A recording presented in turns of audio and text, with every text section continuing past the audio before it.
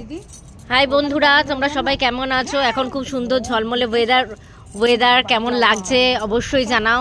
আজকে আমার মেয়ের স্কুলে কনসার্ট আছে, আশা করি তোমাদেরকে সবটা দেখাবো কি করছি, ওকে কিভাবে সাজালাম সবটা। বড় ব্লগ তো আনবই, ছোট ব্লগের মধ্যেও দেখাবো। আর এখন তোমরা কি করছো আমাকে জানাও। এখন তো প্রচণ্ড রোদ্দুর উঠেছে, ঘরে থাকতে পারছি না, এত ঠান্ডা। তারপরে আবার সাজবো, সেজেগুজে কেমন করে আসছি অবশ্যই জানাবো। আর যেটা বলছিলাম, তোমরা এখন এই রোদ্দুরের মধ্যে কি করছো বন্ধুরা? তোমরা রোদ্দুরে সূর্যের আলোটা নাও, ভিটামিন ডি সবার নেওয়াটা খুব জরুরি আছে। তো দেখতে থাকো সঙ্গে বন্ধুরা। আমার মেকআপ কিট সব এগুলো দিয়ে এখন আমি আমার মেয়েকে মেকআপ করব। আমার মেয়ে এখন রেডি হচ্ছে, মেকআপ করবে। তো অবশ্যই আমি তোমাদের সাথে সেই ব্লগটা শেয়ার করব।